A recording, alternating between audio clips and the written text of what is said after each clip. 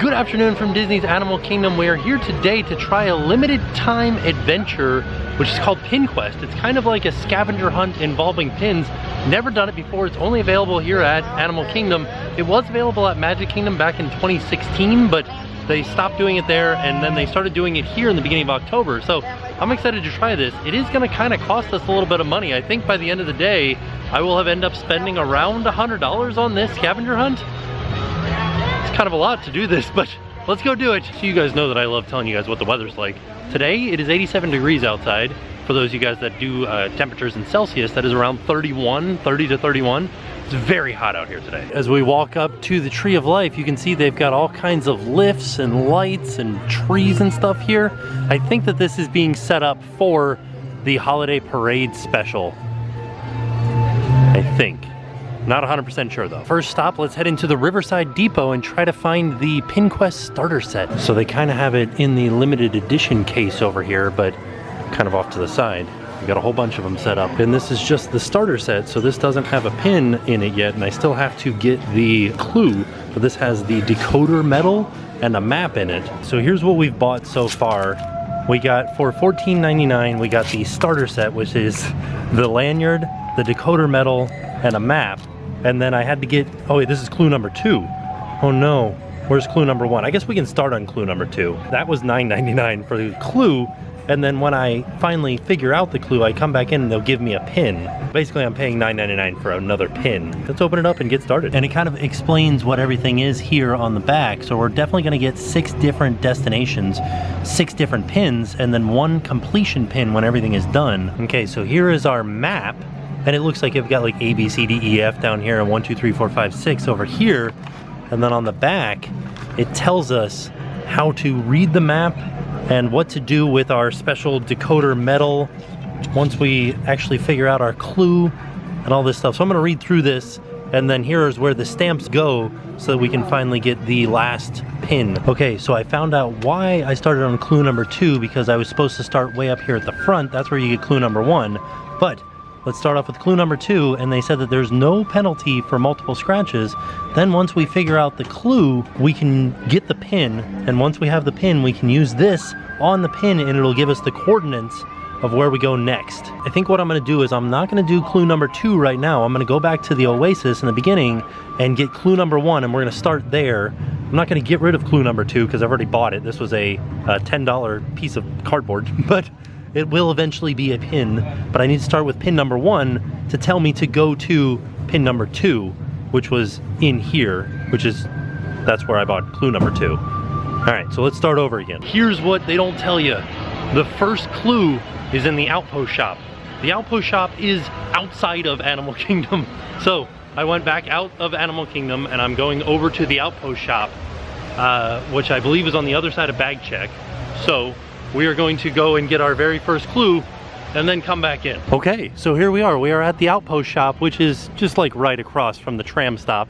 And we're gonna go inside and get our very first clue. So now I have the correct clue card. Clue card number 1, I have to answer this question. Which of these reverse the decline of species do you see in the decor around the registers at the outpost shop? Ooh, okay. So I'm assuming that it's a turtle because it's here around the registers. So I'm gonna scratch off turtle and see what happens. I did it. Yeah, you could keep this actually. Oh, okay. I get to keep my card, which is nice because it tells me that I did it with 1 try. And then they also stamped the number 1 spot on the back of my map. So once I get through all 6 stamps, then I get number 7, and that's where I get the special pin at the end of the entire thing. Now I have to go through and use my little decoder medal and the pin to try to figure out where number 2 is, which we already know where number 2 is, but let's have a look and see what it looks like. So what you do is you line up the point here with the point on the decoder thing, and then you see, oh no, I'm doing this one-handed. Looks like we've got E4, and so we go from E over to number 4, and that's the dragonfly right there, which we already know was the Discovery Island trading post, where we actually got clue number 2. So let's head over there and let's complete clue number 2 and get our next pin. Feels like deja vu. We're back inside the park now. Heading over to complete clue number 2. So I do want to tell you guys, you can start on any clue number you want. I just wanted to start with number 1, so that's why I went back out to the beginning. But I could have started on clue number 2 and ended on clue number 1. Here we are back at Discovery Trading Company. Let's read the clue. Turn your compass due east in Discovery Trading Company. What reverse the declined species can be found in the east symbol on the Grand Room in Discovery Trading Company? What's the Grand Room? I'm assuming over here is the Grand Room. This is where I bought the original pin lanyard starting set.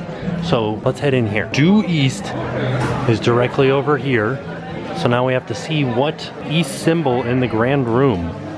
I don't know, there's just a bunch of plates over there. Okay, I wasn't in the Grand Room before. I am now in the Grand Room, and I can understand what they were talking about with compasses. They got compass things all over the wall, so we're looking due east, and we're looking at the elephant. So there it is. Elephant, I believe, is the correct answer. I haven't scratched off any of the wrong ones to see like what's underneath the wrong ones, but I believe if I scratch off elephant, there'll be a Mickey. Let's see.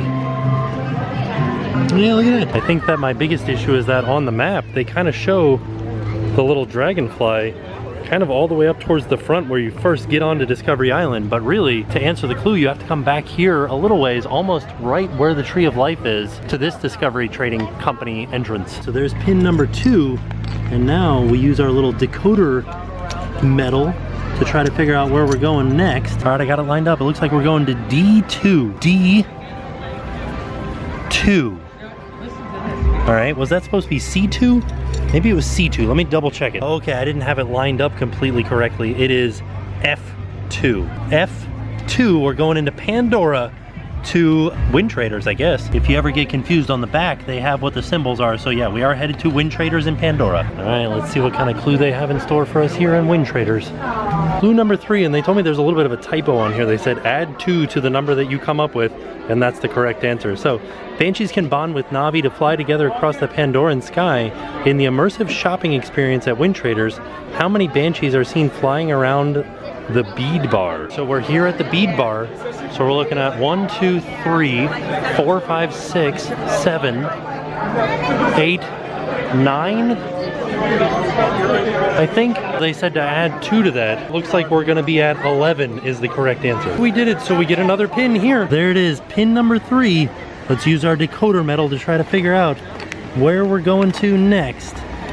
See if I can do it without actually flubbering all over the place. I believe we are at C2. C2 is right here. There's like a little chalice. Let's flip over the map and see what that is. Oh, it's like a drum, not a chalice. So we're heading to Zawani Traders in Africa. I'm only 3 pins in and it's already starting to weigh down my lanyard. It's gonna be one heavy lanyard by the end of this. Heading into the party that is Africa and looking for Zawani Traders.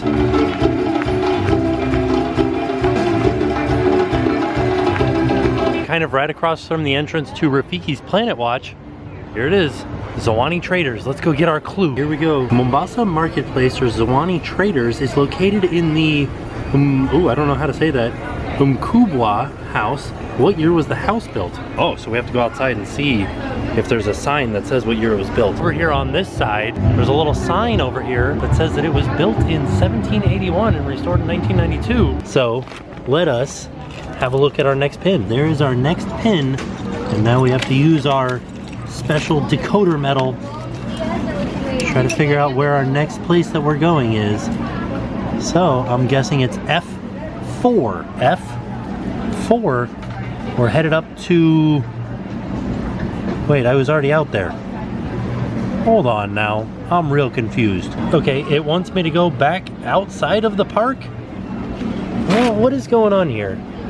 This is awfully confusing if you ask me, because that was just number 1. Just based on the sheer confusingness of what just happened with it sending me back outside of the park, I don't really want to go outside of the park. So what I'm going to do is I'm going to just pick one of the ones that we haven't been to yet.